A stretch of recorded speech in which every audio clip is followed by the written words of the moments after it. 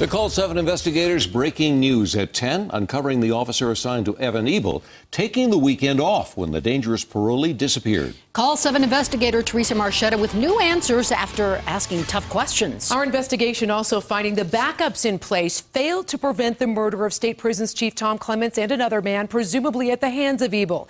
What we've uncovered points to a catastrophic failure of the system designed to protect citizens from the state's most dangerous criminals. Were Tom Clements' employees asleep at the wheel when he was murdered? Where was the accountability?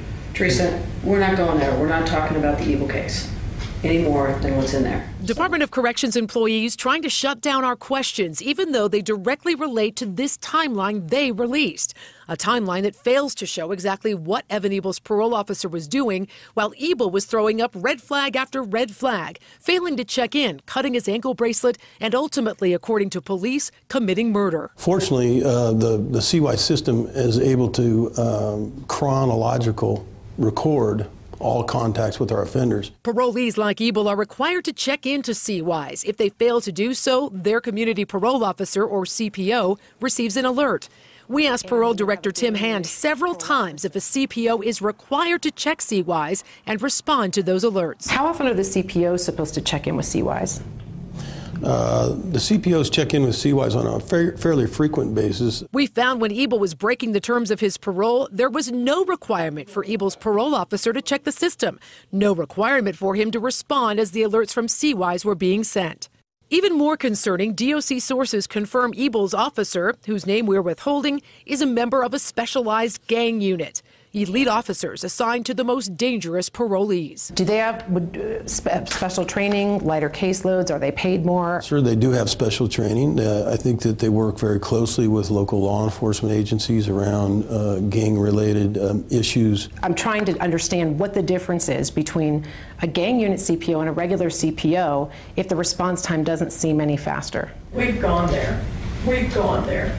We said we didn't have a policy. We have one now. We've gone there. We haven't gone there, Allison, because you said that the CPOs all had, if you want to put a mic on, we can interview you too. You said the CPOs had about 50 each parolees, and that's not the case. Spokeswoman Allison Morgan, again off camera, told reporters last month CPOs were overburdened, carrying heavy caseloads. But Department of Corrections documents obtained by the CALL7 investigators show gang unit officers have just 20 to 30 parolees, half the load of other CPOs, some of whom monitor 60 or more parolees. Morgan also said Ebel was a model parolee in the few weeks after being released from solitary confinement, so his failure to check in and subsequent tamper alerts on his ankle monitor were not immediate cause for alarm. There were other cases of greater importance that he was working on at that point. But by the looks of his time card given to us by the DOC at our request, he wasn't that busy. Ebel's parole officer worked a full day Thursday, March 14th, the day Ebel's first tamper alert and missed call occurred.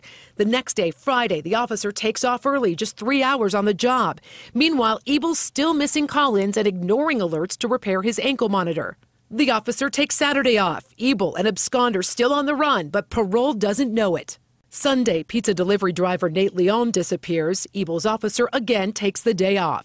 Monday, the 18th, the officer works a half day. Parole reaches out to Ebel's family for the first time. Tuesday, Ebel's parole officer works 9.5 hours, searching Ebel's house, finally declaring him an absconder. Within hours, Ebelwood police say gunned down his CPO's boss, Tom Clements. We have a number of individuals that are high risk and gang affiliated in this division. I mean, that's just the reality. Hundreds. There were critical mistakes here, critical oversights, if you will, just by the documentation that you put out. But the failure didn't stop with Ebel's parole officer. I've learned there's an extensive chain of command, a backup system. That document obtained by the CALL7 investigators shows Ebel's gang unit officer had 2 backups assigned to him. He also has a team leader, a supervisor, a manager, an assistant director, and a director.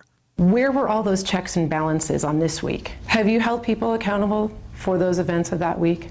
Well, we will hold our staff accountable once we get an opportunity to really examine everything that's being questioned right now.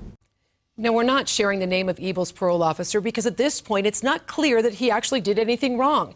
We asked the governor's office when that audit from the National Institute of Corrections will be complete to get a better idea if and when any changes will be made to the parole division. And at this point, Ann, they still say they don't have a timeline. Wow, you'd think that would be a priority. Interesting. Thank you, Theresa. If you have a story idea for the Call 7 investigators, call 303-832-7777, or you can send an email to call7@thedenverchannel.com.